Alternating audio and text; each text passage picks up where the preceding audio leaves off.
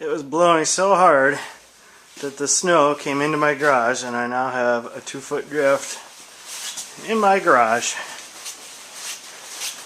And more over here.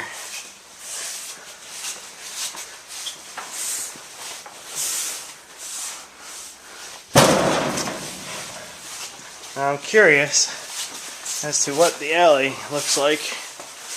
Come over here and